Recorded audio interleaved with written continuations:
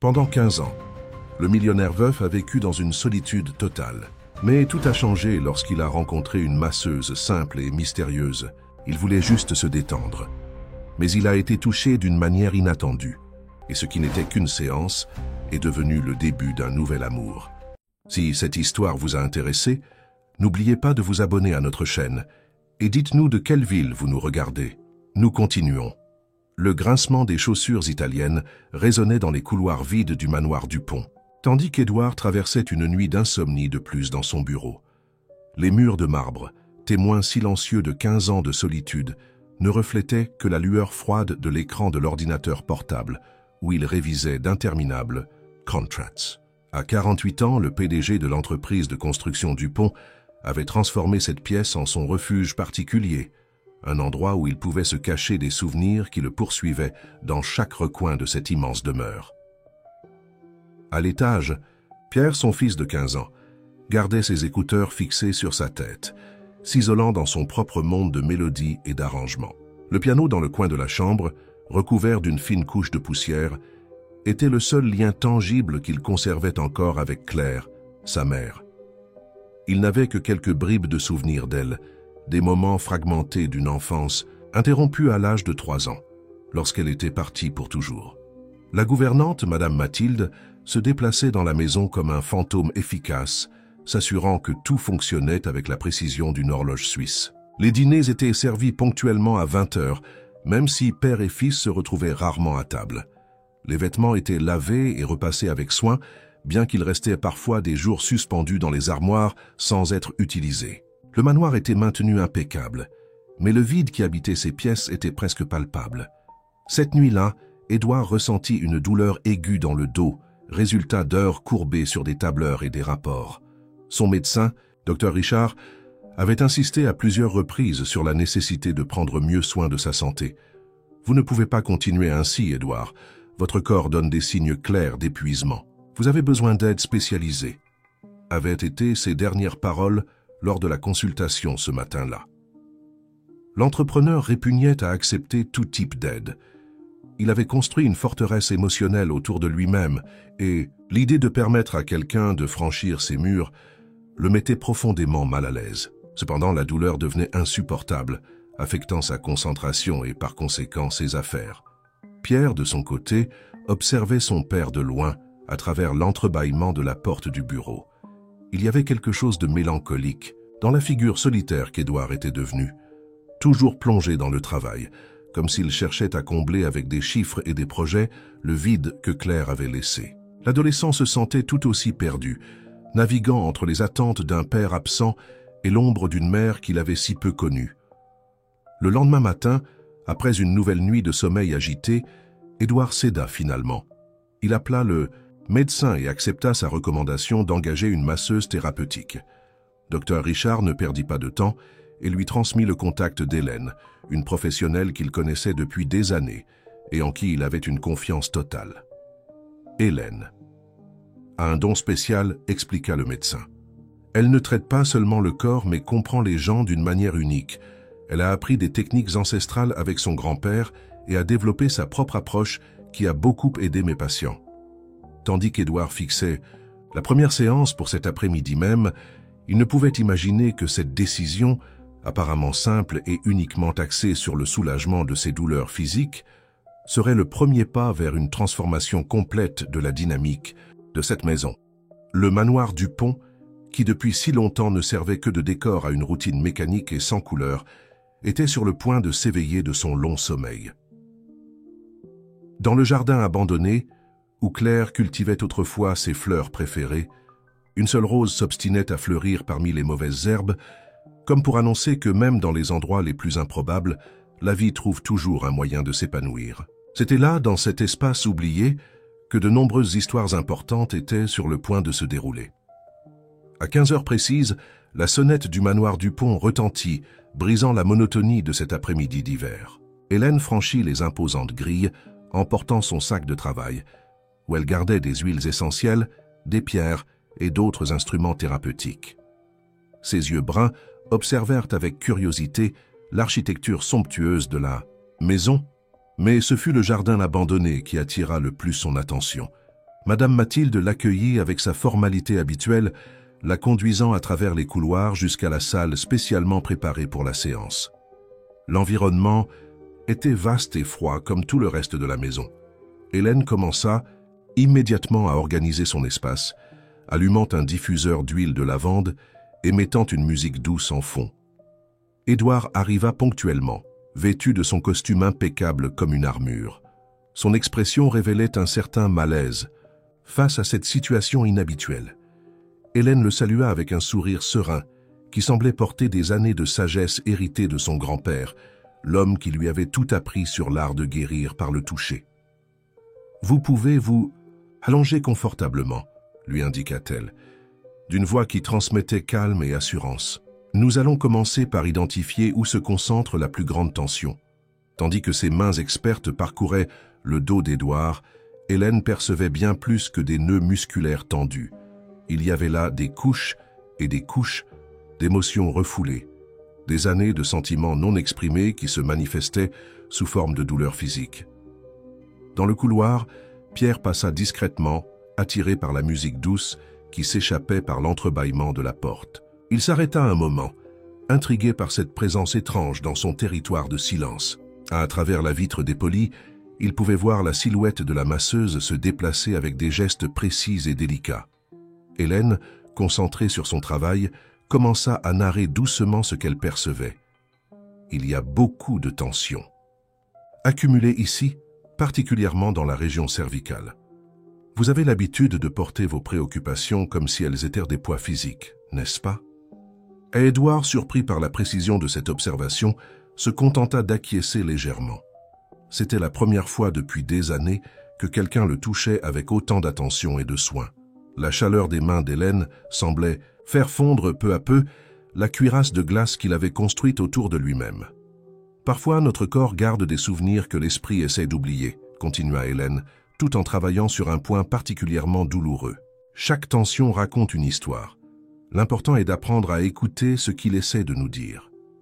Pierre, qui observait toujours depuis la porte, ressentit un mélange confus d'émotions. Il y avait quelque chose dans la présence de cette femme qui le dérangeait profondément, comme si elle représentait une menace pour la mémoire de sa mère. En même temps, il était impossible de ne pas remarquer à quel point son père semblait différent sous ses soins. À la fin de la séance, Édouard fut surpris de constater qu'il s'était véritablement détendu pour la première fois depuis des années. Ce n'était pas seulement la douleur physique qui avait diminué, quelque chose de plus profond semblait avoir été touché. « Je recommande que nous fassions des séances hebdomadaires », suggéra Hélène en rangeant son matériel. « Le processus de guérison est graduel, comme l'éveil d'un jardin après un long hiver. » La mention du jardin fit instinctivement regarder Édouard par la fenêtre, en direction de l'espace que Claire aimait tant.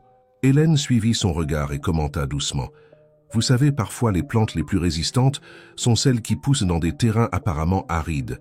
Elles nous enseignent sur la force de la vie. » À ce moment, Pierre décida de s'éloigner, ses pas résonnant légèrement dans le couloir. Son esprit était agité de pensées contradictoires.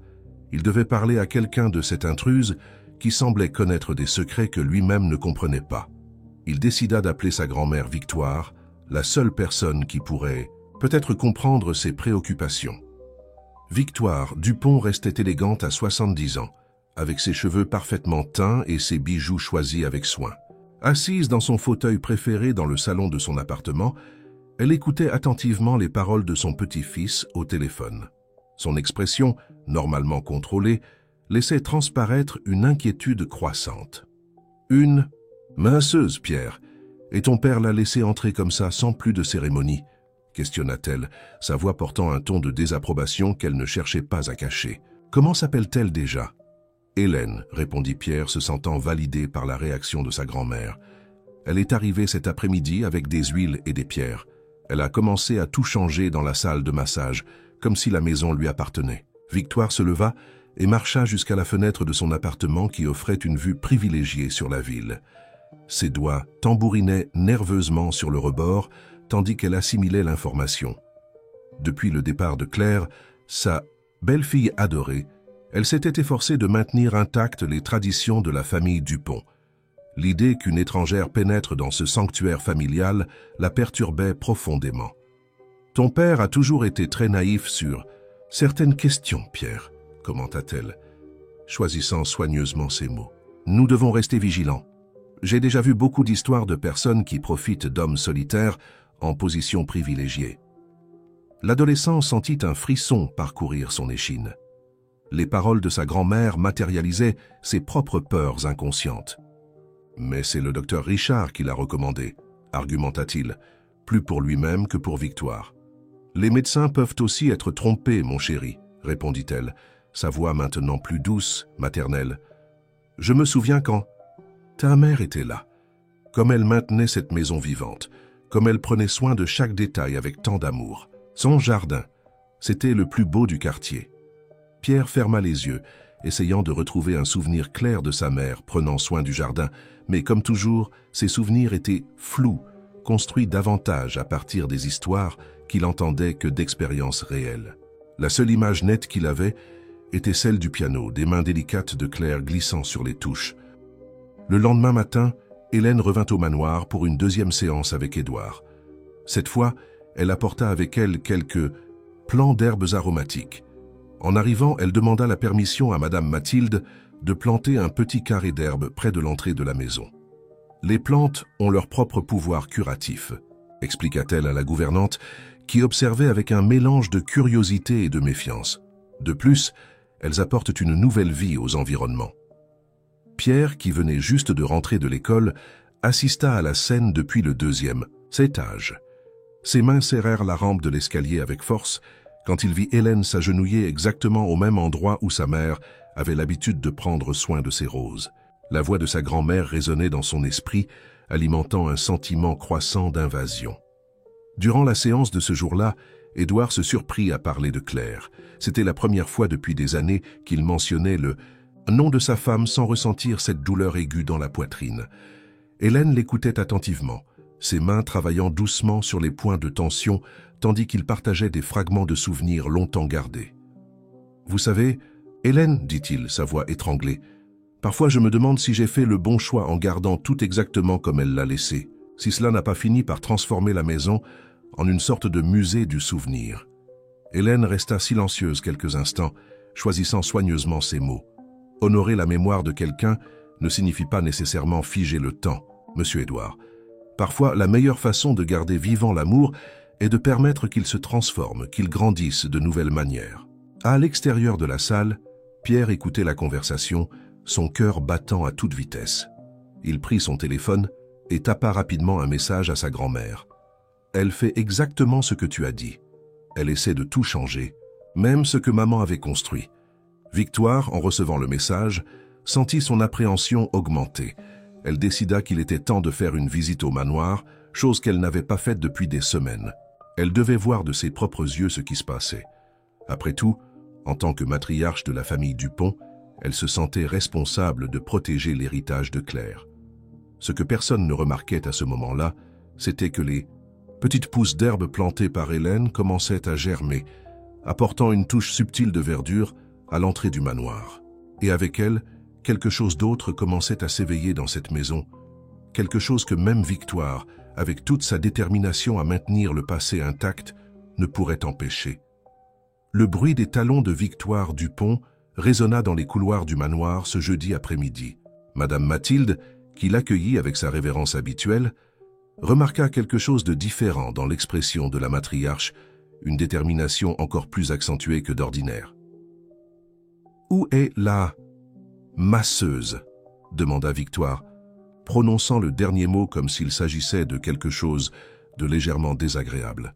« Mademoiselle Hélène est dans le jardin avec le jeune Pierre », répondit la gouvernante, surprenant Victoire. « Il plante quelques herbes médicinales. » La matriarche des Dupont se dirigea rapidement vers le jardin, ses bijoux tintant à chaque pas décidé. La scène qu'elle découvrit la fit s'arrêter brusquement. Pierre, son petit-fils toujours si réservé, était agenouillé dans la terre, les manches retroussées, tandis qu'Hélène lui expliquait quelque chose sur la plantation de lavande. « Regardez, Pierre, le secret est de bien préparer la terre avant, » disait Hélène, sans remarquer la présence de Victoire. « Votre mère le savait. C'est pourquoi, Ces roses étaient si spéciales. Madame Mathilde m'a raconté qu'elle disait toujours qu'un jardin est comme une personne. Il a besoin d'attention et d'amour pour s'épanouir. Pierre écoutait attentivement, les mains sales de terre, une expression de concentration sur son visage qui n'était pas apparue depuis longtemps. Ce fut lui qui remarqua en premier la présence de sa grand-mère. « Grand-mère !»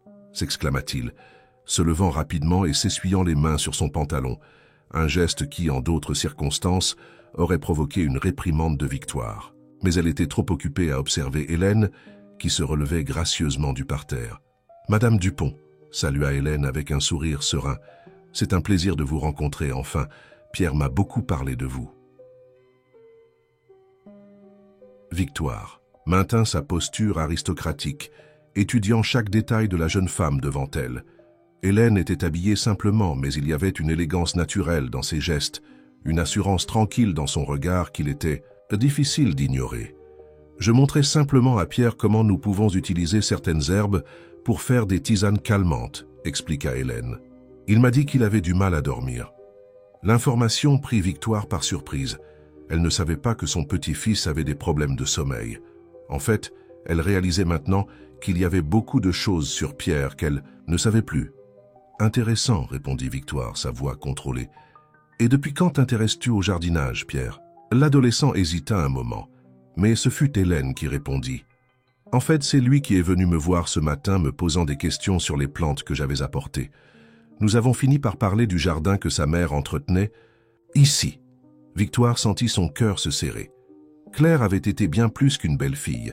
Elle était la fille qu'elle n'avait jamais eue, la seule personne qui parvenait à adoucir ses angles les plus durs. Son départ avait laissé un vide que personne ne pourrait jamais combler. « Pierre, mon chéri, j'ai besoin de parler à mademoiselle Hélène en privé, » dit Victoire, sa voix n'admettant aucune contestation. Le garçon regarda tour à tour Hélène et sa grand-mère, clairement hésitant. Il y avait quelque chose de différent dans son regard, une ombre de protection qui surprit Victoire. « Tout va bien, Pierre, » assura Hélène avec un sourire bienveillant. « Tu peux y aller.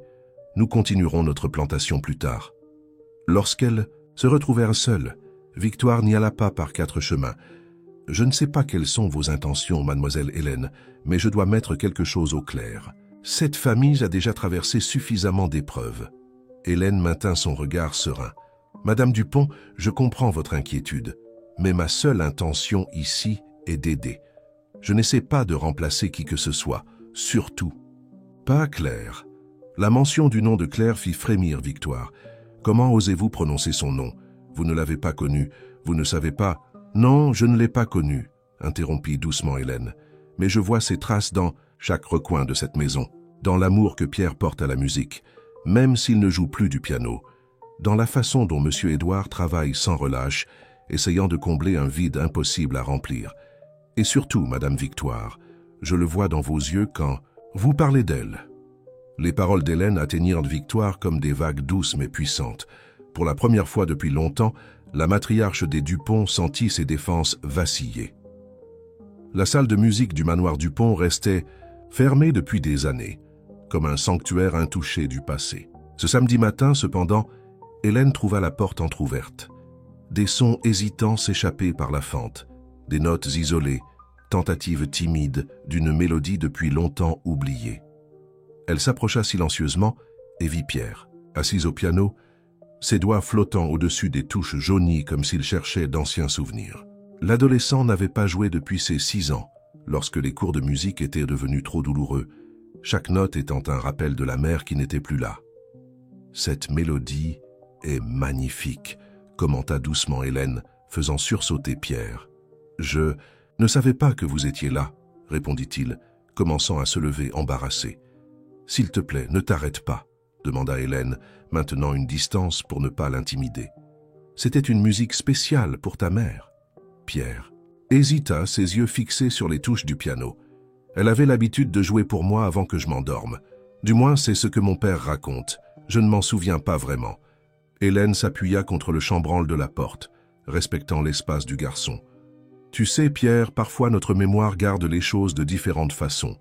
Certains souvenirs restent dans le cœur, d'autres dans les mains. » L'adolescent regarda ses propres mains, comme s'il les voyait pour la première fois.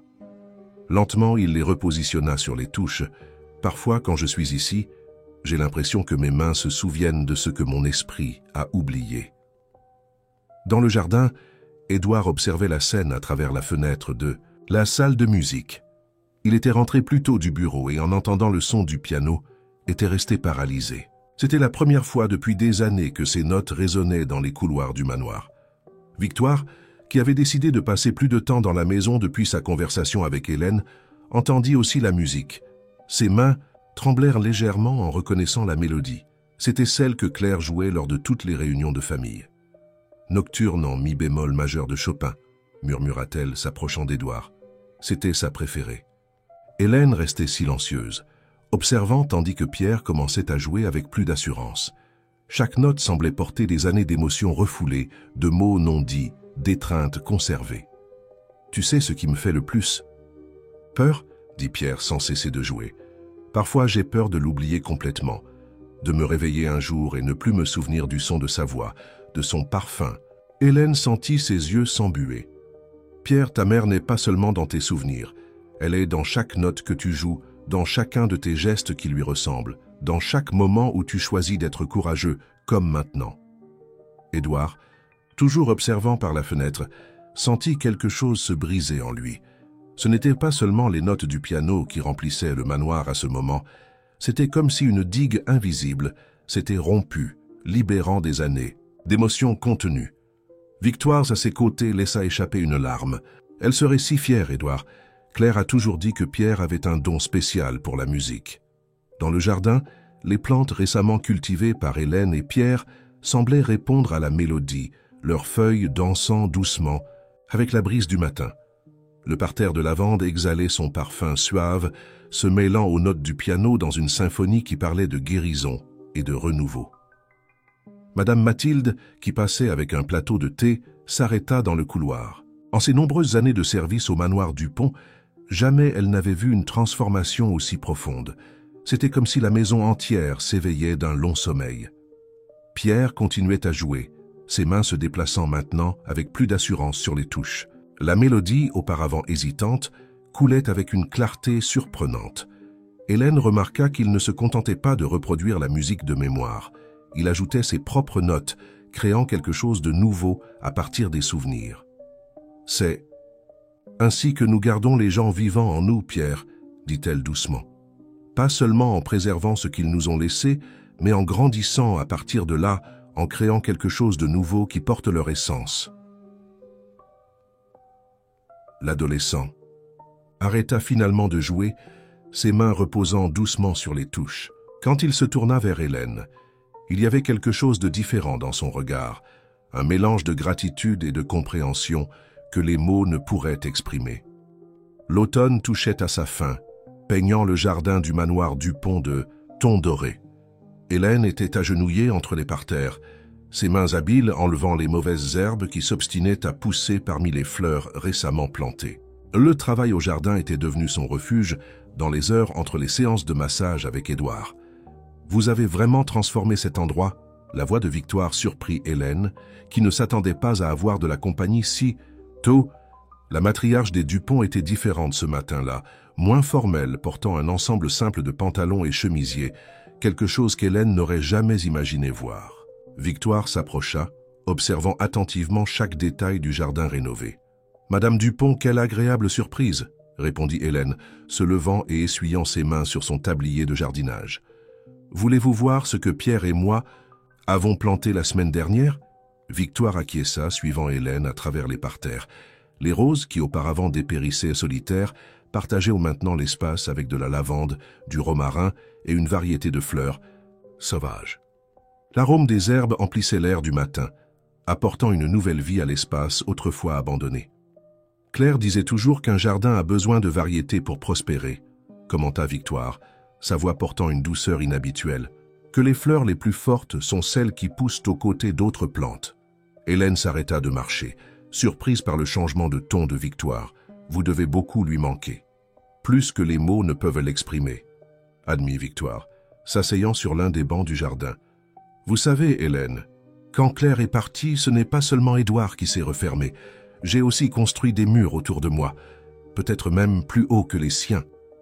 Le soleil du matin filtrait à travers les feuilles des arbres, créant des motifs dansants sur le visage de Victoire.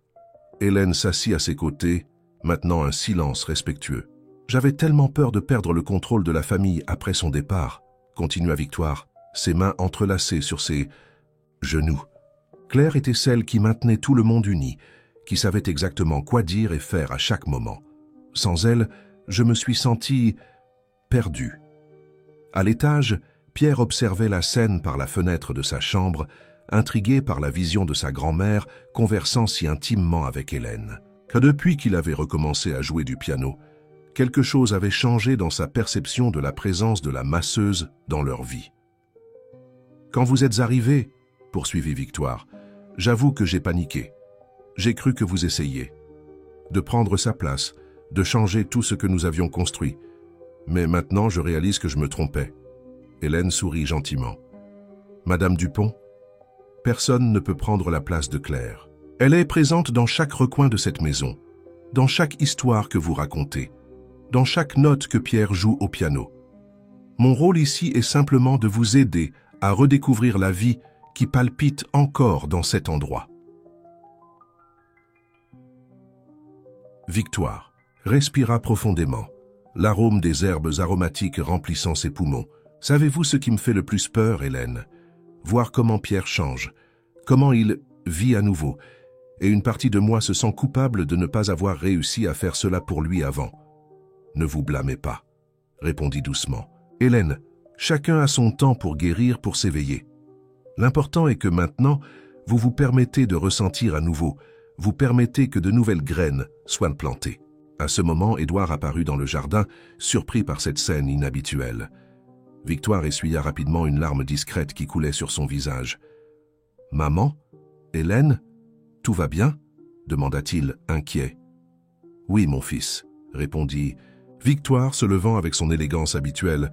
« En fait, tout va mieux que ce n'a été depuis longtemps. » Hélène observa Victoire qui, avant de se retirer, s'arrêta pour toucher doucement l'une des roses qui commençaient à éclore. C'était un petit geste, mais chargé de signification.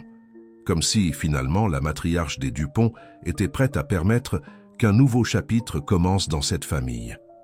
La matinée commença différemment au manoir Dupont.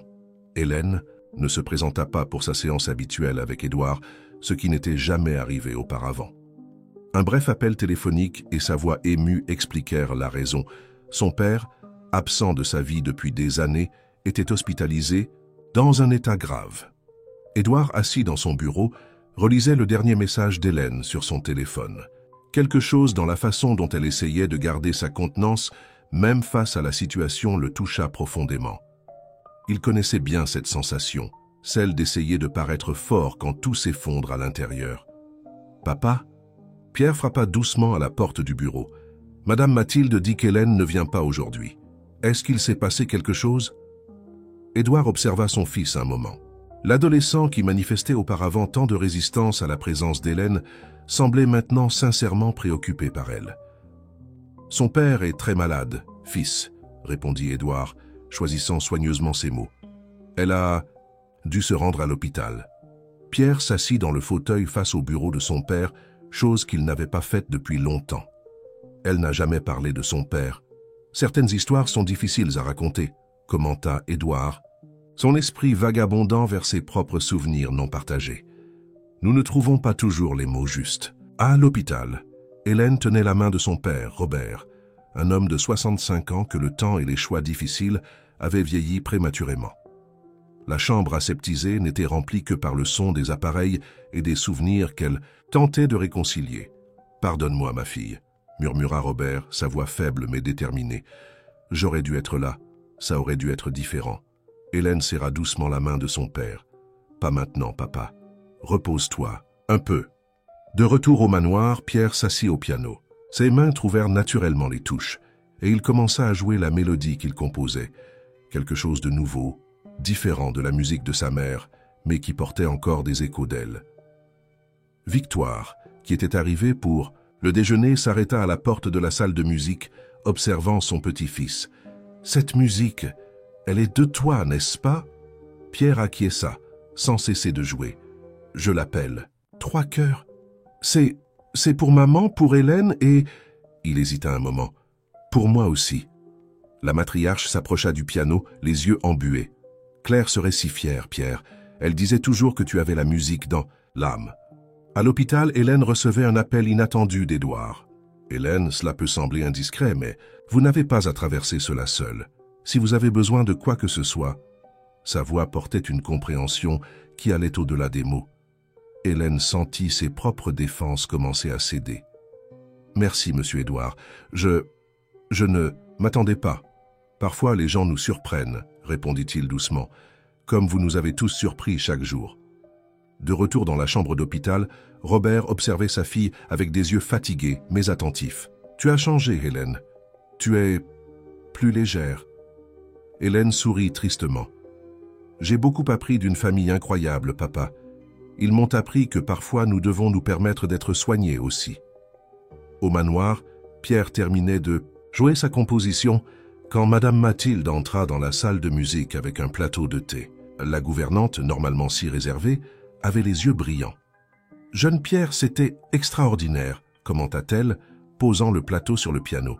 « Vous savez, votre mère disait souvent que la musique est le langage que le cœur utilise quand les mots ne suffisent pas. » Édouard, dans son bureau, prit une décision. Il saisit le téléphone et passa quelques appels. Quand il eut terminé, il appela Pierre et Victoire pour une conversation. « Je pense qu'il est temps de faire quelque chose de spécial », commença-t-il, une lueur différente dans son regard. « Pierre, ta musique, elle mérite d'être entendue, et je crois savoir exactement comment faire. » À l'hôpital, Hélène reçut un message vocal de Pierre. En appuyant sur lecture, les notes douces de 3 cœurs remplirent la chambre stérile, apportant avec elle une vague d'émotion qu'elle ne s'attendait pas à ressentir.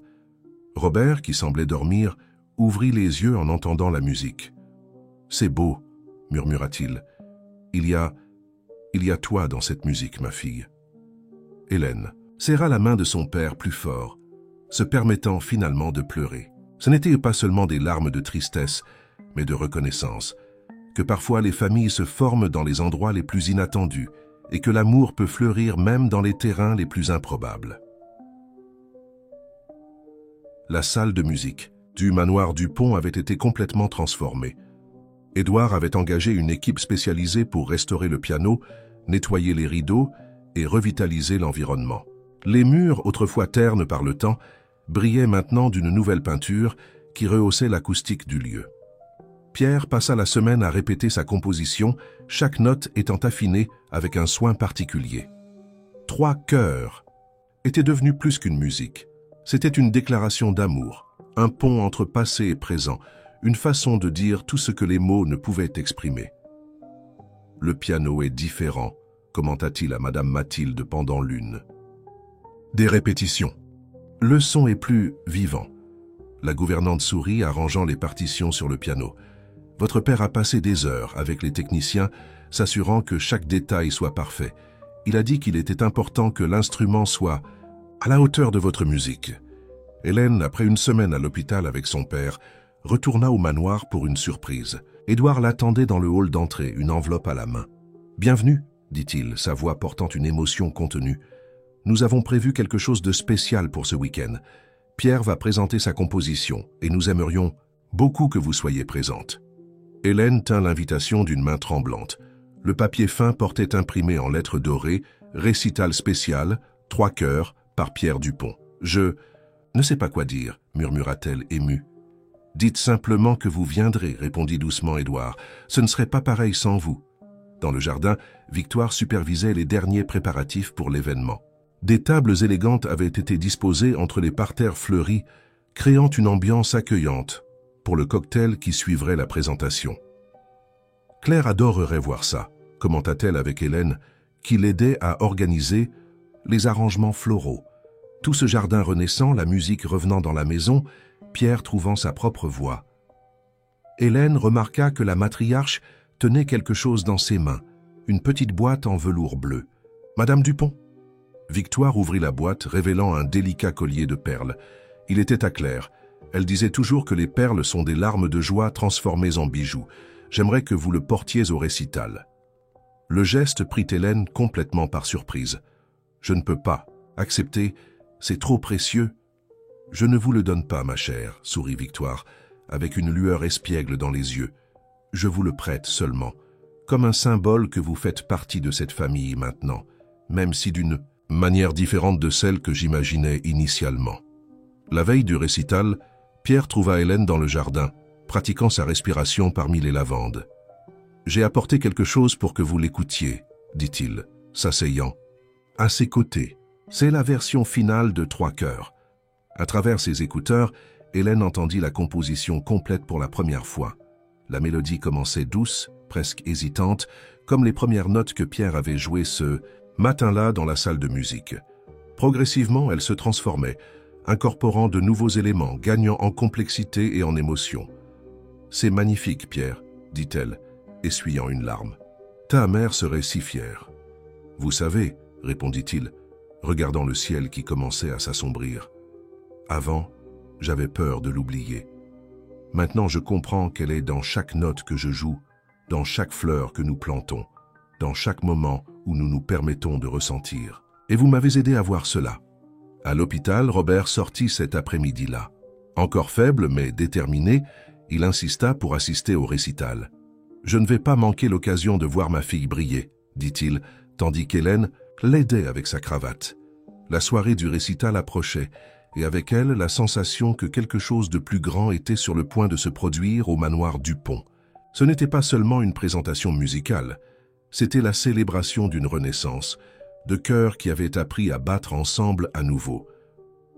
La nuit du récital arriva enveloppée d'une brise douce qui portait le parfum des fleurs du jardin.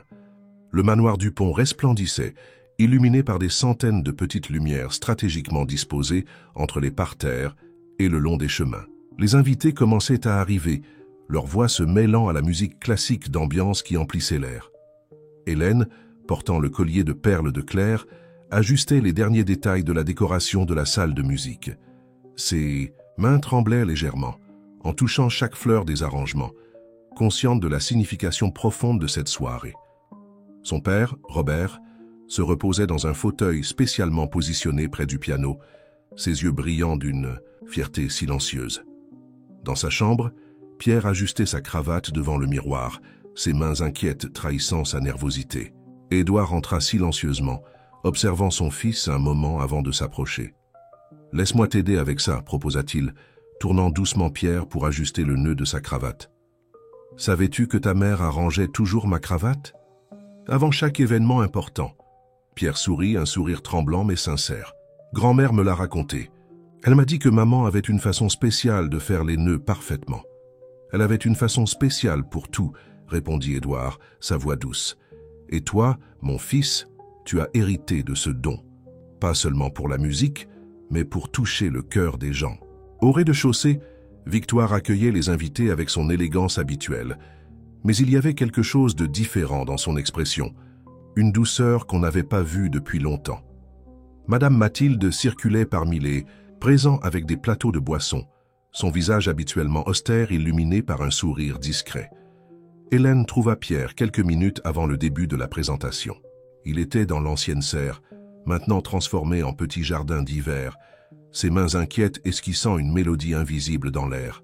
« Nerveux ?» demanda-t-elle doucement. « Un peu, » admit-il. « C'est étrange. J'ai l'impression qu'elle est ici, vous savez, comme si je pouvais la voir sourire dans chaque coin de cette maison. » Hélène s'approcha, ajustant délicatement la fleur sur le revers du costume de l'adolescent. « Et elle l'est, Pierre, dans chaque note que tu vas jouer, dans chaque cœur qui est ici ce soir. » La salle de musique était complètement pleine, lorsque Pierre prit enfin place au piano. Le silence qui s'établit était presque palpable, chargé d'attente et d'émotion. Édouard et Victoire occupèrent la première rangée, côte à côte, leurs mains entrelacées dans un geste inconscient de soutien mutuel. Hélène resta au fond de la salle, près de son père, son cœur battant en harmonie avec l'atmosphère d'anticipation. Robert tenait sa main, la serrant doucement, un geste qui portait des années de regrets et de promesses de recommencement. Lorsque les premiers accords de Trois Cœurs remplirent la pièce, quelque chose d'extraordinaire se produisit. C'était comme si chaque note portait une histoire différente pour chaque personne présente. Pour Édouard, c'était l'écho du rire de Claire. Pour Victoire, le souvenir d'après-midi ensoleillé dans le jardin. Pour Hélène, la confirmation que la guérison et le renouveau étaient possibles. La musique coulait des mains de Pierre comme de l'eau cristalline, chaque note parfaitement exécutée, mais plus encore, chaque accord rempli d'une émotion authentique. Le thème principal, initialement doux et hésitant, gagnait en complexité et en profondeur, comme le processus même de guérison que tous avaient traversé. Au milieu de la présentation, un rayon de lumière lunaire pénétra à travers le vitrail de la salle, créant un spectacle de couleurs qui dansait sur le piano. C'était comme si l'univers lui-même conspirait pour rendre ce moment encore plus magique. Madame Mathilde, discrète comme toujours, essuyait des larmes silencieuses dans un coin de la salle. Dans ses mains, elle tenait un petit portrait de Claire qu'elle gardait habituellement dans sa chambre, sa manière personnelle de l'inclure dans ce moment spécial.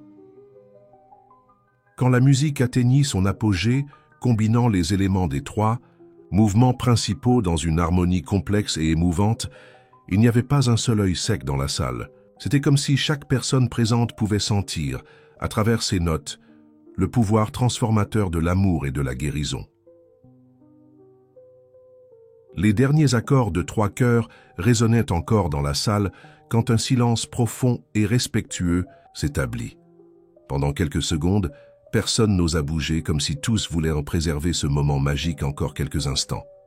Pierre resta assis au piano, ses mains encore posées doucement sur les touches, les yeux fermés, absorbant l'énergie du moment. Quand il les ouvrit enfin, il rencontra le regard de son père au premier rang, un regard qui transmettait toute la fierté et l'amour que les mots n'auraient jamais pu exprimer. Ce fut Hélène qui se leva la première, initiant les applaudissements, qui se transformèrent bientôt en une ovation debout. Les applaudissements résonnaient dans le manoir comme des vagues de reconnaissance et de gratitude, pas seulement pour la musique en elle-même, mais pour tout ce qu'elle représentait. Édouard se leva et marcha jusqu'à son fils, l'enveloppant dans une étreinte serrée. « Ta mère serait si fière, » murmura-t-il, sa voix brisée par l'émotion. « Je suis si fier. » Victoire s'approcha ensuite, mais avant d'atteindre son petit-fils, elle s'arrêta devant Hélène. D'un geste délicat, elle toucha le collier de perles qu'elle lui avait prêté. « Je pense que ceci vous appartient maintenant, » dit-elle doucement. Claire a toujours cru que les choses les plus précieuses devaient être transmises avec amour.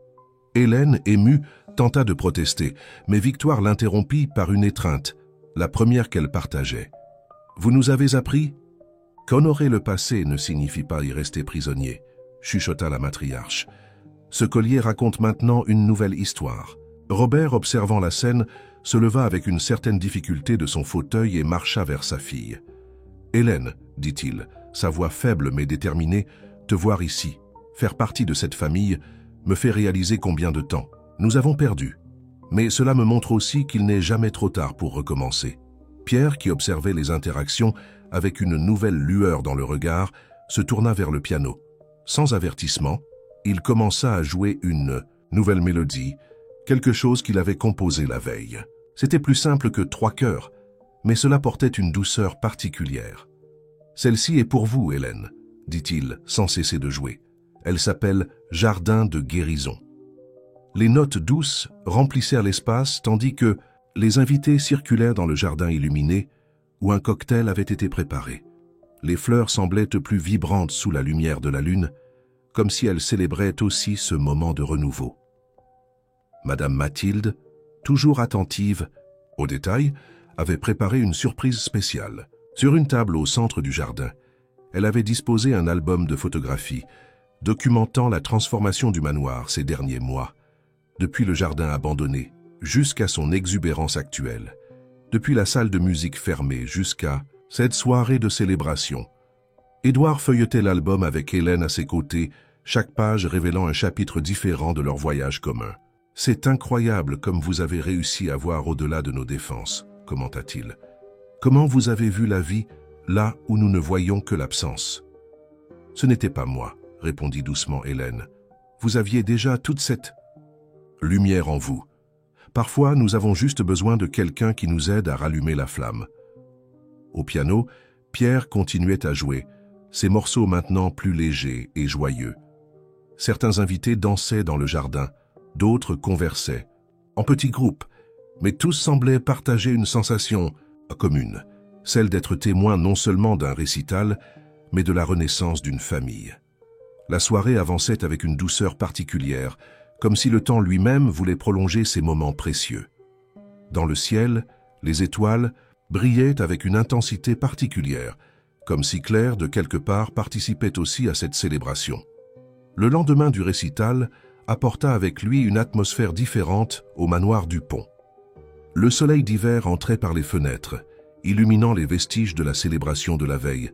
Arrangements floraux encore frais, programme du récital sur les tables et dans l'air, un sentiment indéfinissable de renouveau. Pierre se réveilla tôt, chose inhabituelle pour un dimanche. Il descendit jusqu'à la salle de musique encore en pyjama, ses pas silencieux dans les couloirs de la maison endormie. Il s'assit au piano non pour jouer, mais simplement pour être là, absorbant l'énergie qui flottait encore dans l'espace après la représentation. « Tu n'as pas pu dormir ?» La voix douce d'Hélène le surprit. Elle était debout à la porte, tenant 2 tasses de chocolat chaud. « En fait, j'ai dormi mieux que jamais, » répondit-il, acceptant la tasse qu'elle lui offrait. « C'est comme si un poids énorme avait quitté mes épaules. Tu comprends ?» Hélène s'assit à côté de lui sur le banc du piano. « Parfaitement. Parfois, quand nous exprimons ce qui est gardé dans notre cœur, nous créons de l'espace pour que de nouvelles choses s'épanouissent. » À l'étage, Édouard était également réveillé, regardant la vidéo du récital sur son ordinateur portable. Il y avait quelque chose d'hypnotisant dans la façon dont son fils se transformait au piano. C'était comme voir Claire à nouveau. Son expression sereine tandis que la musique coulait à travers elle. Victoire arriva plus tard ce matin-là, apportant avec elle une surprise. Dans ses mains, elle portait un vieil album de photos qu'elle gardait depuis des années. « J'ai trouvé ceci hier soir après être rentrée chez moi », expliqua-t-elle, réunissant tout le monde dans le salon. « Ce sont des photos de Claire que je ne vous ai jamais montrées. » Les pages de l'album révélaient des moments intimes et précieux. Claire encore jeune, répétant au piano, sa première rencontre avec Édouard, des jours insouciants dans le jardin du manoir. Mais c'étaient les photos avec Pierre bébé qui attiraient le plus l'attention, des images qui capturaient le regard d'amour pur entre mère et fils. « Je ne me souvenais pas de celle-ci, » murmura Pierre, ses doigts traçant délicatement le contour du visage de sa mère sur l'une des photos. « C'est étrange. En les regardant maintenant, c'est comme si les souvenirs commençaient à devenir plus clairs. » Hélène observait la scène avec émotion, le collier de perles de Claire, brillant doucement à son cou. Son père, Robert, qui avait décidé de rester quelques jours de plus en ville, était assis près de la fenêtre, son regard alternant entre sa fille et la famille qui l'avait accueillie. « Vous savez, » commença Robert, sa voix plus forte que... « Ces derniers jours, hier soir, pendant le récital, j'ai compris quelque chose d'important. La musique de Pierre, elle ne parlait pas seulement de 3 cœurs, elle parlait de nous tous, de comment l'amour peut créer des ponts là où il y avait des murs. » Édouard se leva, marchant jusqu'à la fenêtre qui donnait sur le jardin. Les fleurs plantées par Hélène et Pierre se balançaient doucement avec la brise du matin. Claire disait toujours qu'un jardin a besoin de différents types de fleurs pour être complet, commenta-t-il. Je crois que je comprends vraiment ce qu'elle voulait dire maintenant. Madame Mathilde entra dans la pièce, apportant un plateau avec le thé. Petit déjeuner, chose qui n'était pas arrivée depuis des années, depuis que les repas en famille étaient devenus rares au manoir. L'arôme de pain frais et de café fraîchement préparé remplissait l'espace, se mêlant à l'atmosphère d'intimité qui s'était établie. « J'ai trouvé ceci dans la cuisine ce matin », dit la gouvernante, remettant une enveloppe jaunie à Édouard. C'était une lettre de Claire écrite peu avant son départ que Madame Mathilde avait gardée toutes ces années. « Cher Édouard », commença-t-il à lire, sa voix tremblant légèrement, « si tu lis ceci, cela signifie que je ne suis plus là, physiquement. Mais je veux que tu saches que mon amour reste vivant dans chaque recoin de cette maison, dans chaque note de musique, dans chaque fleur du jardin. Prends soin de notre Pierre. Apprends-lui à garder son cœur ouvert, même quand la douleur semble trop grande. Et surtout, permets-toi de vivre à nouveau.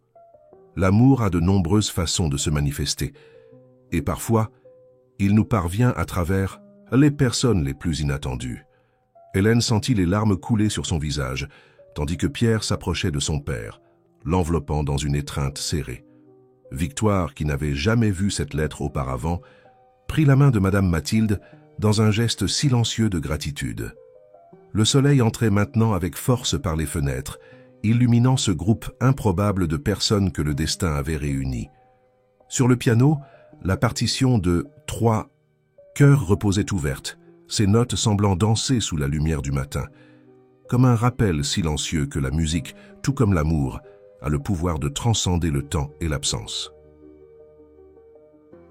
Dans la semaine qui suivit le récital, le manoir Dupont vibrait d'une énergie renouvelée. Les séances de massage d'Hélène avec Édouard s'étaient transformées en moments de conversation profonde, où les barrières entre thérapeute et patient se dissolvaient graduellement, laissant place à une complicité authentique.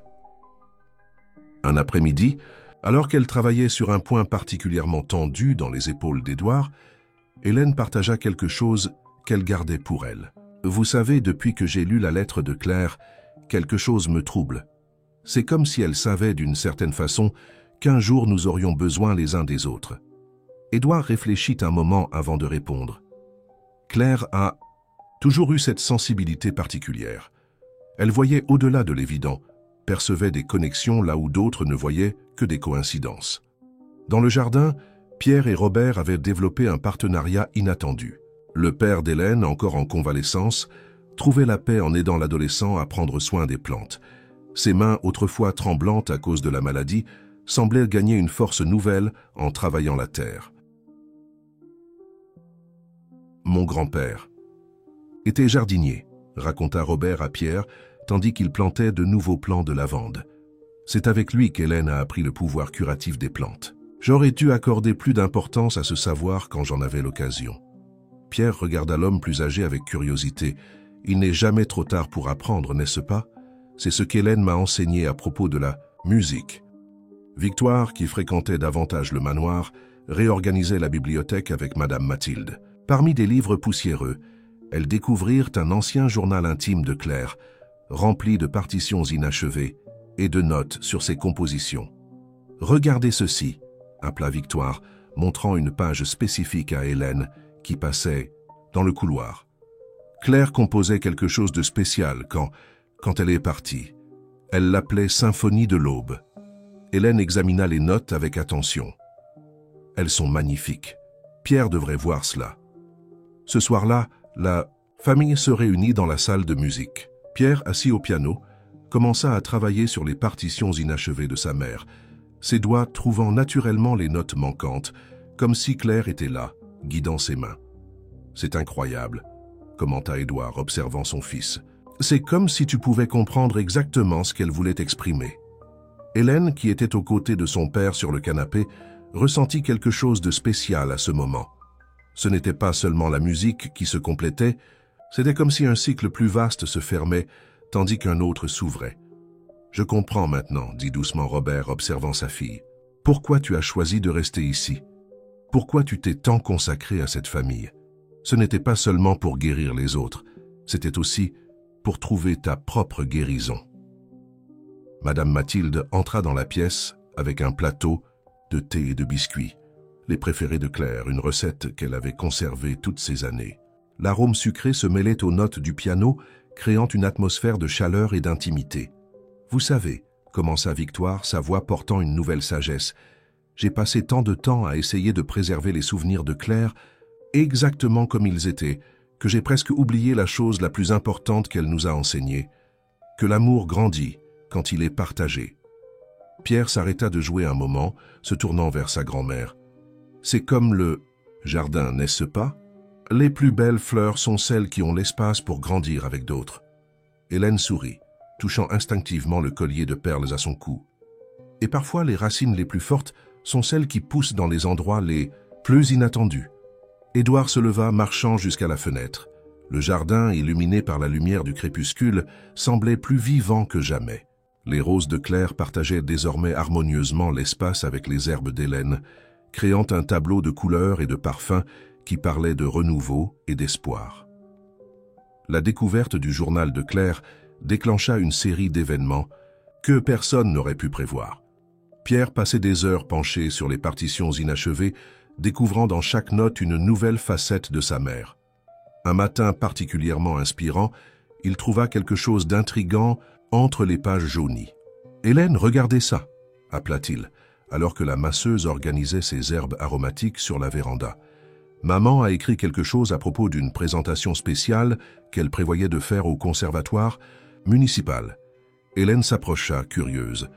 Le journal révélait que Claire avait commencé à composer une série de pièces destinées à un projet social qui enseignait la musique aux enfants défavorisés. C'était un rêve qu'elle n'avait pas eu le temps de réaliser. « Ton père est au courant de cela ?» te demanda doucement Hélène, observant l'émotion dans les yeux de l'adolescent. « Pas encore, » répondit Pierre, ses doigts traçant les annotations de sa mère. « Mais je crois que je sais ce que nous devons faire. » Cet après-midi-là, durant sa séance avec Édouard, Hélène remarqua que quelque chose avait changé. Il semblait plus léger, comme si un nouveau but se formait dans ses pensées. Claire a toujours voulu que la musique soit plus qu'un divertissement, commenta-t-il, tandis qu'Hélène travaillait sur ses épaules. Elle croyait au pouvoir transformateur de l'art. « Et vous, Édouard ?» demanda Hélène, utilisant pour la première fois son prénom. « En quoi croyez-vous » La question flotta dans l'air quelques instants, avant qu'il ne réponde. « Je crois qu'il est peut-être temps de donner suite à son rêve, mais d'une façon nouvelle, la nôtre. » Victoire, qui avait commencé à cataloguer toutes les compositions trouvées dans le journal, fit une découverte émouvante. Parmi les dernières notes de Claire, il y avait un projet détaillé pour une école de musique gratuite qui fonctionnerait dans les locaux du conservatoire. Elle avait tout prévu, expliqua la matriarche à la famille réunie dans la bibliothèque, même les professeurs qu'elle souhaitait inviter. Claire voulait créer un espace où la musique pourrait transformer des vies. Robert, qui suivait la conversation avec intérêt, partagea un souvenir.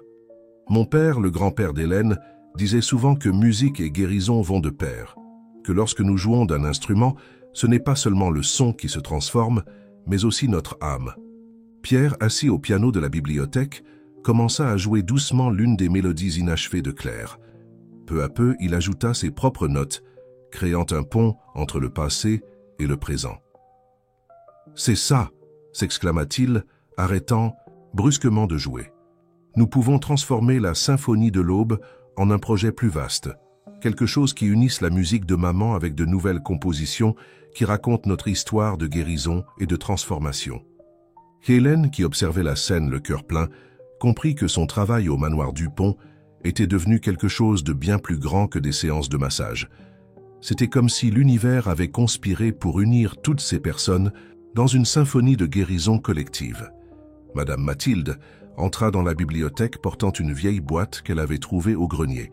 À l'intérieur, il y avait des dizaines de lettres que Claire avait échangées avec des musiciens et des éducateurs de tout le pays, partageant sa vision de démocratiser l'accès à la musique. « Elle n'a jamais abandonné ce rêve », commenta la gouvernante, sa voix étranglée par l'émotion. Même dans ces derniers jours, Claire écrivait encore sur la façon dont la musique pouvait construire des ponts entre personnes et mondes différents. Édouard se leva, une détermination nouvelle dans son regard. « Alors, nous ne pouvons pas laisser ce rêve mourir. Pierre, ta présentation de 3 chœurs n'était que le début. Que dirais-tu de transformer le manoir en un espace pour réaliser le projet que ta mère avait imaginé ?» Les yeux de l'adolescent brillèrent à cette possibilité. « Nous pourrions commencer par des cours de piano. Le jardin pourrait être un espace pour des présentations en plein air. » Hélène sourit, percevant comment chaque pièce du puzzle s'emboîtait parfaitement.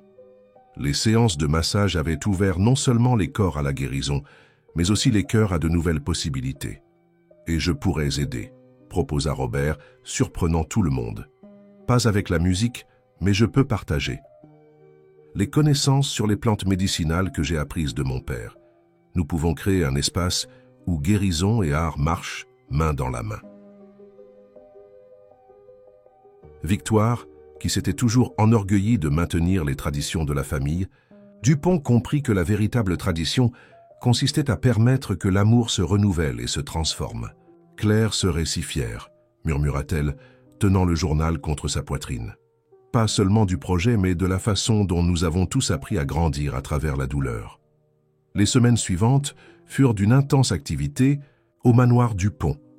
La maison, qui pendant si longtemps avait été un monument au silence, vibrait maintenant des sons de rénovation et de renouveau. Édouard avait engagé des architectes pour adapter une partie du manoir en salle de classe, conservant l'essence historique du lieu, mais ajoutant les éléments modernes nécessaires pour une école de musique. Pierre assumait naturellement la direction du projet musical, plongeant dans les partitions de Claire avec une dévotion qui impressionnait tout le monde. Chaque mélodie inachevée qu'il complétait semblait rapprocher un peu plus sa mère, non comme une présence qui causait de la douleur, mais comme une inspiration qui poussait vers l'avant. C'est incroyable, comme chacune de ses compositions raconte une histoire différente, commenta-t-il avec Hélène tandis qu'ils travaillaient ensemble dans le jardin. C'est comme si elle avait laissé de petits morceaux de son cœur dans chaque note. Hélène, qui taillait quelques herbes aromatiques, sourit avec compréhension. Parfois, les personnes que nous aimons nous laissent des cartes pour continuer leur voyage, même sans s'en rendre compte. Victoire surprenait tout le monde par son enthousiasme pour le projet. La matriarche des Dupont avait transformé la bibliothèque en un centre de recherche et de documentation, cataloguant non seulement les compositions de Claire, mais aussi des histoires de projets sociaux réussis dans tout le pays. « J'ai trouvé quelque chose d'intéressant », dit-elle un après-midi, montrant un ancien article à Édouard. Claire avait pris contact avec une ONG qui fournit des instruments de musique à des projets sociaux. Je pense que nous pouvons reprendre ce partenariat. Robert, qui avait décidé de rester en ville, découvrit une nouvelle vocation dans le projet. Ses mains, autrefois tremblantes à cause de la maladie, gagnaient en force et en précision, tandis qu'il travaillait au jardin thérapeutique qu'il créait à côté des futures salles de classe. Les plantes ont leur propre type de musique, expliquait-il à Pierre, tandis qu'il plantait de nouvelles pousses d'herbes médicinales. Le murmure des feuilles, le mouvement de la sève, tout fait partie d'une grande symphonie naturelle. Madame Mathilde, toujours discrète dans ses émotions, surprit tout le monde en révélant un talent caché. Ma grand-mère était sage-femme et guérisseuse, raconta-t-elle lors d'un thé de l'après-midi. Elle disait toujours que musique et guérison sont sœurs jumelles. Peut-être pourrais-je aider Hélène avec les techniques de phytothérapie pour les futurs élèves. Les transformations ne se limitaient pas à l'espace physique. Édouard, qui auparavant vivait plongé dans le travail, commença à consacrer ses après-midi au projet. Lors d'un de ces après-midi, en révisant les plans avec l'architecte, il fit une découverte émouvante dans l'ancienne serre. « Hélène, Pierre, venez voir ça !» appela-t-il, sa voix chargée d'émotion. Caché parmi les plantes grimpantes, il y avait un petit banc de jardin avec les initiales de Claire gravées. C'est ici qu'elle s'asseyait pour composer. Elle disait que le parfum des fleurs l'inspirait. Hélène, qui maintenait toujours ses séances de massage avec Édouard, percevait comment chaque découverte sur Claire aidait à guérir d'anciennes blessures. « Ah, il ne s'agit pas de remplacer des souvenirs », expliqua-t-elle durant une séance. « Il s'agit de créer de l'espace pour que de nouvelles histoires fleurissent aux côtés des anciennes. » Le projet de l'école de musique commençait à prendre forme non seulement sur le papier, mais dans le cœur de chaque personne impliquée. Pierre, inspiré par les compositions de sa mère, commença à créer ses propres pièces en pensant aux futurs élèves. « Je veux que chaque enfant qui viendra ici ressente ce que j'ai ressenti en redécouvrant la musique », expliqua-t-il à Hélène, tout en jouant une nouvelle composition au piano. Qu'il comprenne que l'art n'est pas seulement une question de technique, mais de transformation. Victoire, observant son petit-fils au piano, partagea une réflexion avec Hélène. « Vous savez, pendant des années, j'ai pensé que préserver la mémoire de Claire signifiait garder tout exactement comme elle l'avait laissé. Maintenant, je comprends que son véritable héritage réside dans la façon dont sa musique continue de transformer des vies, même après tant de temps. » Dans le jardin, les premières fleurs du projet thérapeutique commençaient à éclore, leur couleur vibrante contrastant avec le vert serein des herbes médicinales. C'était comme si la nature elle-même célébrait cette nouvelle phase du manoir Dupont, où musique et guérison s'entrelaçaient dans une danse harmonieuse de renouveau. L'automne touchait à sa fin lorsque la première classe d'élèves arriva au manoir Dupont. La maison, désormais transformée en un espace d'art et de guérison, semblait sourire à travers ses fenêtres récemment restaurées. Dans le jardin, Les fleurs plantées par Hélène et Pierre créaient un chemin coloré jusqu'à l'entrée principale. Marie, une fillette de 12 ans du quartier voisin, fut la première à arriver. Ses yeux brillaient d'admiration tandis que Pierre la guidait jusqu'à la salle de musique, lui expliquant comment sa mère avait rêvé de ce projet. « Toi aussi, tu ne savais pas jouer avant ?» demanda-t-elle timidement, ses doigts caressant légèrement les touches du piano. « Non, sourit Pierre, s'asseyant à ses côtés. Mais j'ai appris que la musique est en nous, il nous faut juste trouver le courage de la laisser sortir. » Hélène observait la scène depuis la porte, son cœur débordant d'émotion. À ses côtés, Robert ajustait quelques arrangements de plantes aromatiques qu'il avait spécialement préparés pour les cours de musicothérapie. « Qui l'eût cru, murmura-t-il, que ma petite masseuse autodidacte finirait par faire partie de quelque chose d'aussi grand. » Édouard, qui passait dans le couloir avec d'autres partitions dans les bras, s'arrêta pour observer son fils enseigner. C'était impressionnant de voir comment Pierre avait hérité de la gentillesse de Claire dans sa manière de traiter les enfants, sa patience à expliquer chaque note, chaque rythme. « Il a son don », commenta Victoire, s'approchant silencieusement. « Pas seulement pour la musique, mais pour toucher l'âme des gens. » Le manoir se remplit bientôt du son de différents instruments.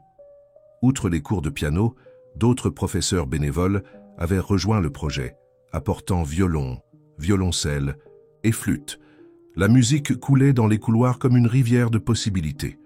Madame Mathilde, qui s'était initialement inquiétée de l'agitation supplémentaire, semblait maintenant rajeunie.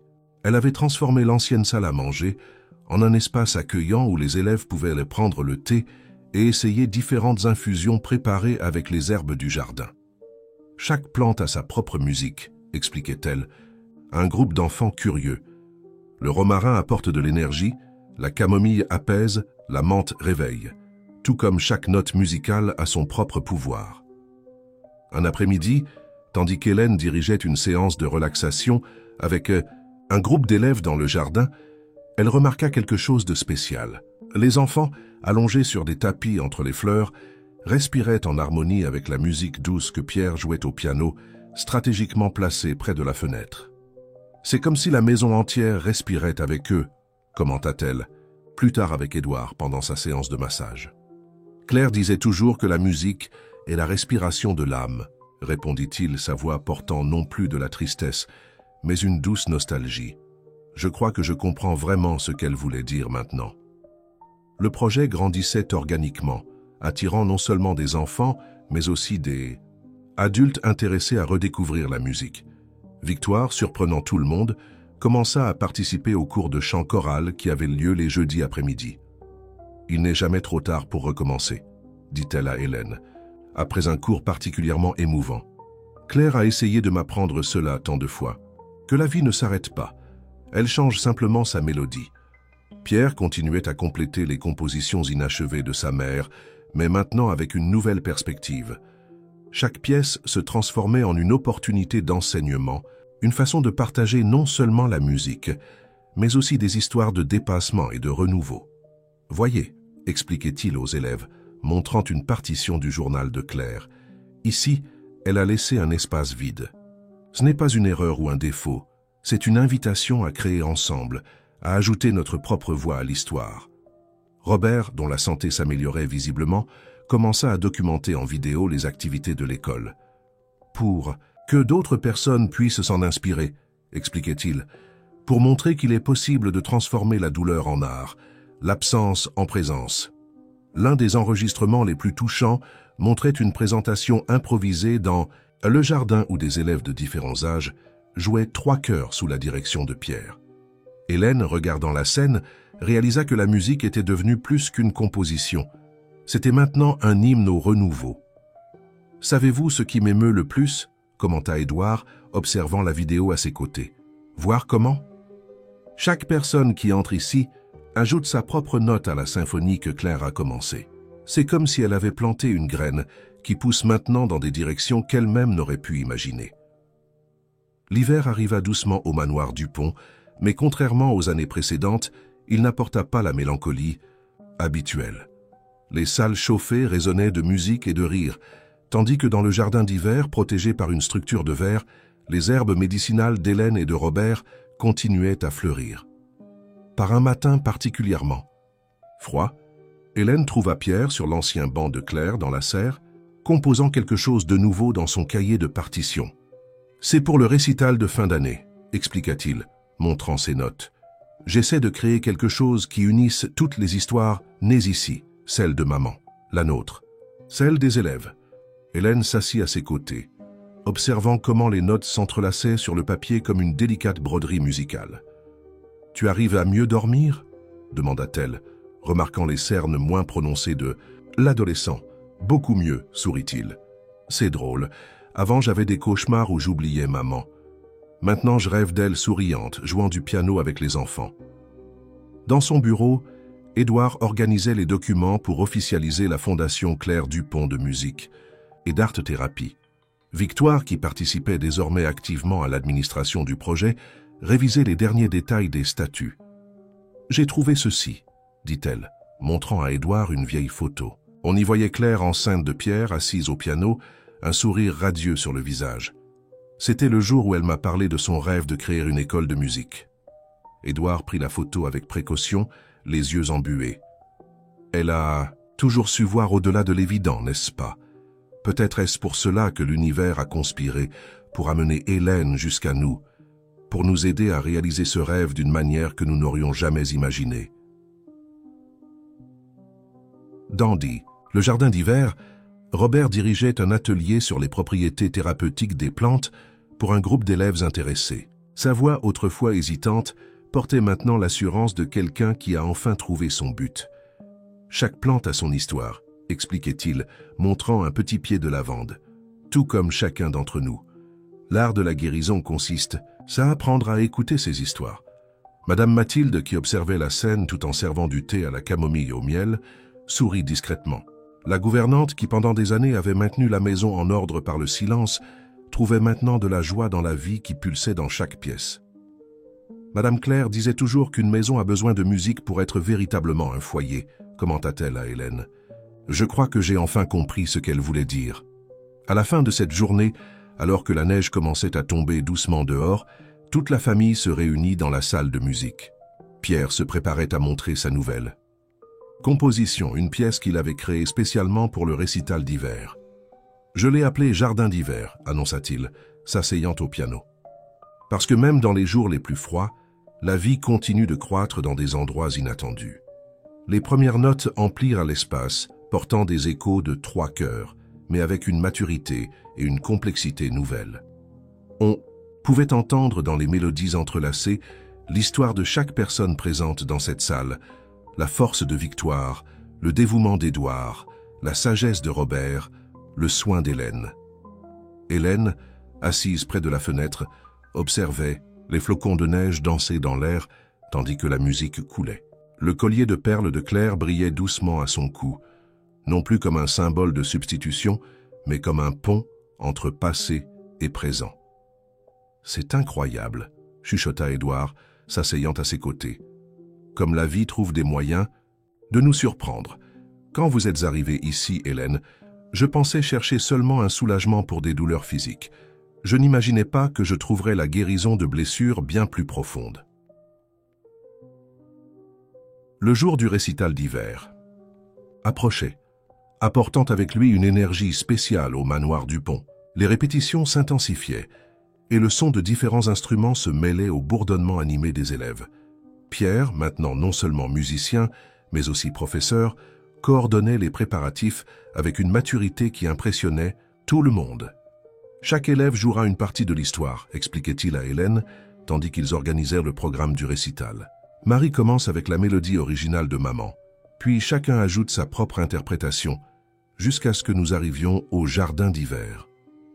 Hélène observait l'adolescent avec fierté, remarquant comme ses yeux brillaient en parlant du projet. Il n'y avait plus d'ombre de tristesse sur son visage quand il mentionnait Claire, seulement de la gratitude et de l'inspiration. « Tu sais ce qui est le plus incroyable ?» continua Pierre, montrant les partitions. « Chaque élève a trouvé sa propre connexion avec la musique. Marie dit que ça lui rappelle sa grand-mère. Jean l'a associé au moment où il a reçu son premier instrument. Dans la cuisine, Madame Mathilde préparait des friandises spéciales pour l'événement, suivant d'anciennes recettes familiales que Claire adorait. L'arôme de cannelle et de vanille remplissait la maison, se mêlant aux notes musicales qui flottaient dans les couloirs. Madame Claire disait toujours que la musique nourrit l'âme, mais un bon café nourrit le musicien, sourit-elle, tandis qu'Édouard goûtait l'un de ses biscuits. Je fais ceux qu'elle adorait servir. Lors des récitals, Victoire, qui avait pris en charge l'organisation de l'événement, surprit tout le monde avec une idée spéciale. Montons une exposition avec des photos et des objets qui racontent l'histoire de l'école, proposa-t-elle, lors d'une réunion familiale. Depuis les premières partitions de Claire jusqu'aux nouveaux arrangements des élèves, Robert, dont la santé s'améliorait de jour en jour, s'offrit pour créer un jardin sensoriel spécialement pour l'occasion. Les plantes font aussi partie de cette symphonie, expliqua-t-il tout en travaillant avec Hélène sur le projet. Chaque arôme, chaque texture raconte une partie de notre histoire de guérison.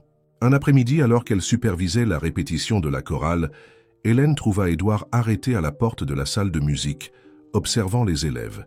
Ses yeux brillaient d'une façon qu'elle n'avait jamais vue auparavant. « Tout va bien ?» demanda-t-elle doucement, s'approchant. « Mieux que bien », répondit-il, sa voix nouée d'émotion.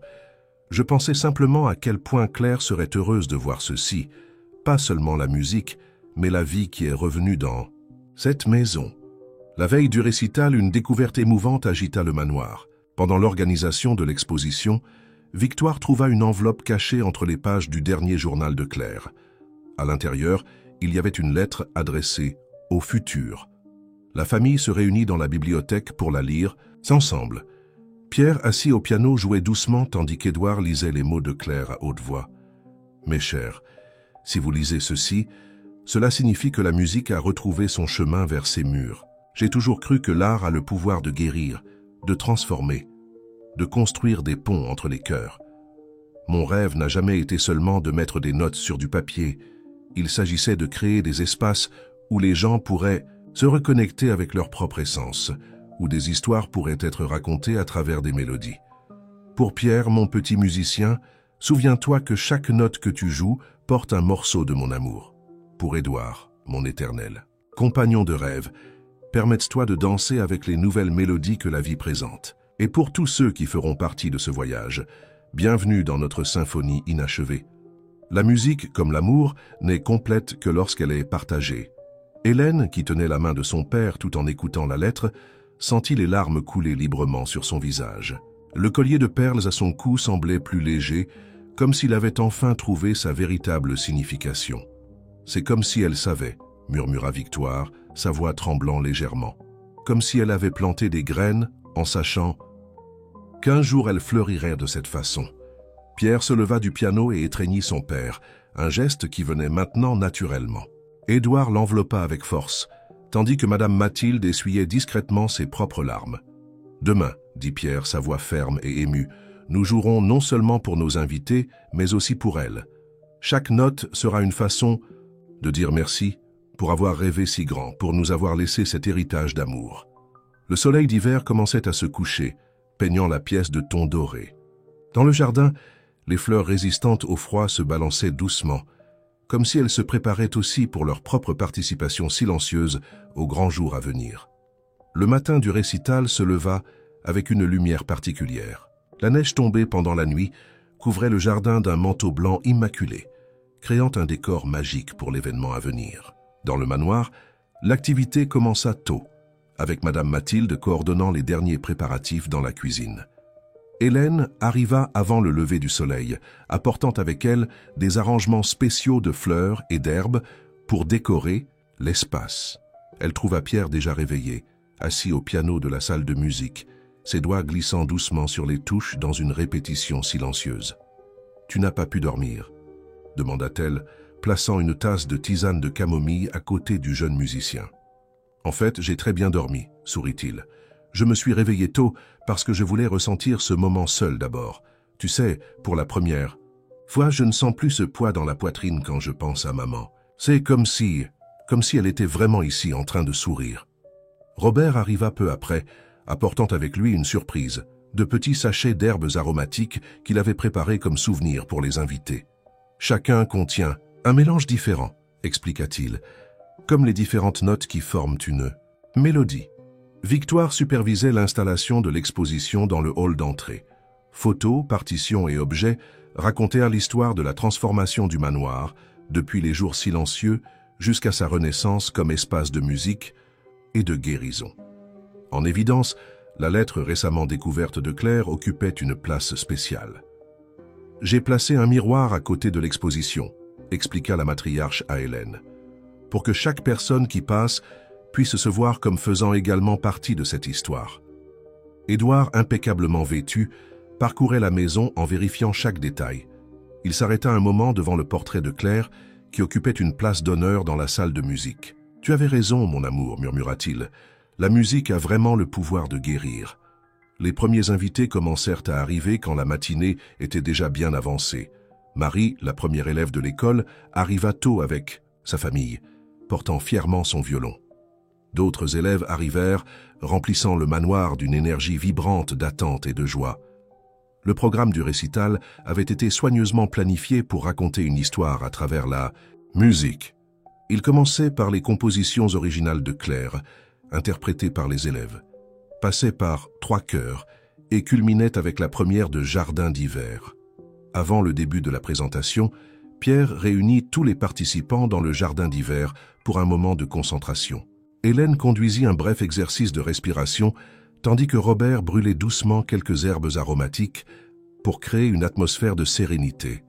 « Souvenez-vous, » dit Pierre à ses élèves, « nous ne jouons pas seulement de la musique aujourd'hui. Nous racontons notre histoire, l'histoire de comment l'art peut transformer des vies. » Le récital commença avec Marie au piano, interprétant la première composition de Claire trouvée dans le journal. Ses petites mains se déplaçaient avec une assurance surprenante sur les touches, donnant vie à des notes qui attendaient depuis si longtemps d'être à nouveau jouées. Chaque présentation qui suivit ajoutait une nouvelle couche à la narration musicale. La chorale, dont Victoire faisait maintenant partie, présenta une version émouvante de 3 chœurs, arrangée spécialement pour voix et instruments. Hélène observait tout depuis la dernière rangée, le collier de perles brillant doucement, à son cou. À ses côtés, son père tenait sa main, ses yeux brillants de larmes contenues de fierté et d'émotion.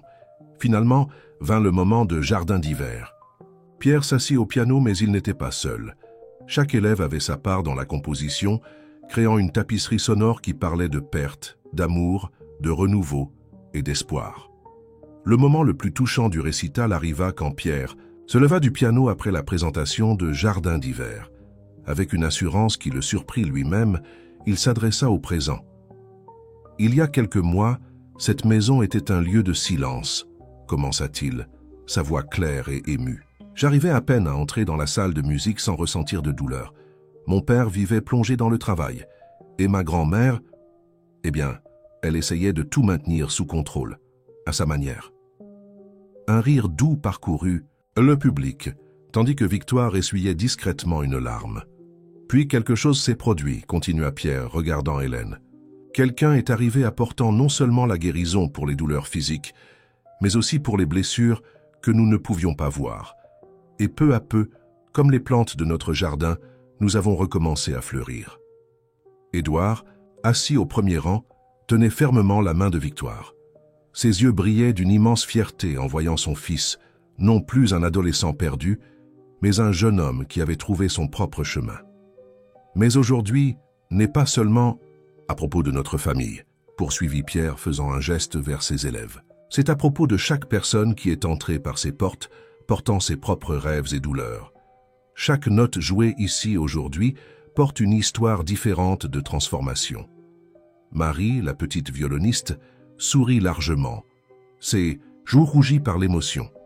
À ses côtés, d'autres élèves échangèrent des regards complices, chacun reconnaissant son propre parcours dans les paroles de leur professeur. « Ma mère », Pierre fit une pause, sa voix tremblant légèrement, a laissé plus que des partitions inachevées. Elle a laissé un rêve d'utiliser la musique pour guérir, pour connecter, pour transformer. Et aujourd'hui, grâce à vous tous, ce rêve est plus vivant que jamais.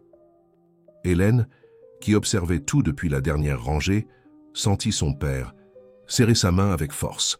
Robert, qui quelques mois auparavant arrivait à peine à quitter son lit, était maintenant là, droit et fort, témoin de l'impact que sa fille avait eu sur la vie de tant de personnes. C'est pourquoi, continua Pierre, nous voulons faire une annonce spéciale. À partir du semestre prochain, la Fondation Claire Dupont de musique et d'art-thérapie élargira ses activités. En plus des cours de musique, nous aurons un programme complet de thérapie intégrative combinant la sagesse des plantes médicinales avec le pouvoir curatif de la musique. Un murmure d'excitation parcourut le public. Victoire se leva, rejoignant son petit-fils au centre de la salle.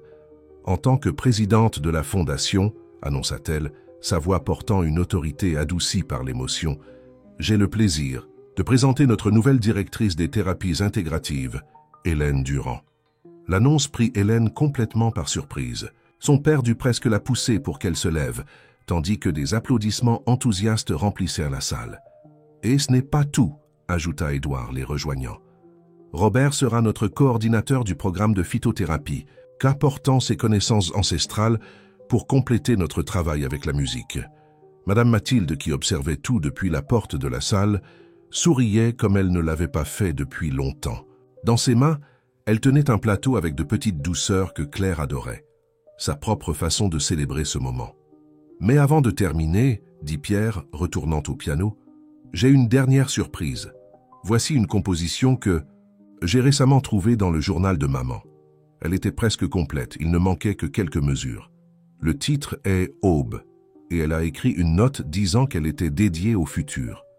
Ses doigts touchèrent les premières notes et quelque chose de magique se produisit. C'était comme si Claire était là, sa présence flottant doucement sur tous. La mélodie commença doucement, comme les premiers rayons du soleil, et grandit en complexité et en beauté. Quand il arriva aux mesures que Pierre avait complétées, la transition était si naturelle qu'il était impossible de dire où se terminait la composition de Claire et où commençait celle de son fils. C'était une danse parfaite entre passé et présent, entre mémoire et renouveau. Hélène, maintenant debout à côté d'Édouard, ressentit quelque chose de spécial à ce moment. Ce n'était pas seulement de la musique qui remplissait la salle, c'était de l'amour dans sa forme la plus pure. C'était la guérison dans son sens le plus profond. Le collier de perles à son cou semblait pulser de vie propre, comme si Claire, d'une certaine façon, bénissait ce nouveau chapitre. Le printemps arriva au manoir Dupont, apportant avec lui une explosion de couleurs et de vie. Le jardin, maintenant. Un véritable sanctuaire de guérison, affichait des fleurs de toutes les couleurs à côté des herbes médicinales soigneusement cultivées par Hélène et Robert. Le son de musique et de rire résonnait constamment dans les couloirs, transformant ce qui était autrefois une forteresse de silence en un centre vibrant d'art et de renouveau. Par un après-midi particulièrement ensoleillé, Hélène trouva Pierre sur le banc du jardin où Claire avait l'habitude de s'asseoir. Le jeune professeur composait quelque chose de nouveau, ses mains se déplaçant dans l'air comme s'il touchait un piano invisible. « Tu sais, dit-il, regardant Hélène avec un sourire serein. L'autre jour, j'ai trouvé une vieille photo de moi avec maman. J'étais très petit. J'arrivais à peine à atteindre les touches du piano, mais elle me tenait sur ses genoux pendant qu'elle jouait. Le plus incroyable, c'est que je n'ai pas ressenti de tristesse en voyant la photo. J'ai ressenti de la gratitude. » Hélène s'assit à ses côtés, le collier de perles scintillant sous le soleil de l'après-midi. La véritable guérison se produit quand les souvenirs qui autrefois apportèrent de la douleur commencent à nous donner de la force. Dans le bureau, Édouard et Victoire finalisèrent les détails pour l'expansion de la fondation. Le nombre d'inscriptions pour le prochain semestre avait dépassé toutes les attentes et ils prévoyaient déjà d'adapter plus d'espace du manoir pour accueillir de nouveaux élèves. Claire serait si fière, commenta Victoire, organisant les photographies les plus récentes des présentations des élèves, pas seulement du projet en lui-même, mais de la façon dont nous avons tous grandi à travers lui. Robert, qui vivait maintenant dans un petit appartement près du manoir, passait ses journées entre le jardin thérapeutique et les cours de phytothérapie. Sa connaissance des plantes médicinales, combinée à la musique, créait des expériences de guérison uniques pour les élèves. C'est comme une grande symphonie, expliquait-il pendant l'un de ses cours. Chaque plante, chaque note, chaque personne contribue avec sa propre mélodie pour créer quelque chose de plus grand que nous-mêmes. Madame Mathilde, qui avait initialement résisté à tant de changements, était maintenant une enthousiaste du projet.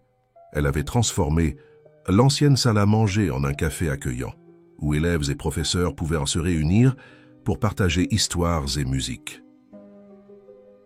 Madame Claire disait toujours qu'une maison a besoin d'âme, commenta-t-elle avec Hélène, tandis qu'elle servait du thé à un groupe d'élèves. Maintenant, je comprends que l'âme n'est pas dans les murs ou dans les meubles, mais dans les personnes qui leur donnent vie. Lors d'une soirée spéciale, après une présentation particulièrement émouvante des élèves, Édouard trouva Hélène dans le jardin. La pleine lune baignait les fleurs de sa lumière argentée, créant une scène presque magique. « Vous savez, dit-il doucement, quand vous êtes arrivée ici, je pensais seulement chercher un soulagement pour mes douleurs physiques. Je n'imaginais pas que je trouverais la guérison de blessures bien plus profondes. » Hélène sourit, touchant doucement le collier de perles. « Parfois, nous devons nous perdre pour trouver notre véritable chemin. Cette maison, cette famille, vous m'avez guéri autant que j'ai pu aider à guérir. » Sur le piano de la salle de musique, les partitions de Trois Cœurs et Jardin d'hiver reposaient à côté des compositions originales de Claire, comme un témoignage silencieux du voyage de transformation que tous avaient parcouru. Pierre, maintenant un jeune professeur respecté et compositeur prometteur, continuait à découvrir de nouvelles façons d'unir l'héritage de sa mère avec sa propre voix musicale.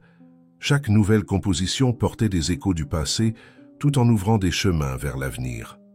Le manoir Dupont, qui pendant si longtemps avait été un monument à l'absence, pulsait maintenant de vie et de possibilités. Les murs qui autrefois gardèrent le silence résonnaient maintenant d'une symphonie continue de guérison et de renouveau.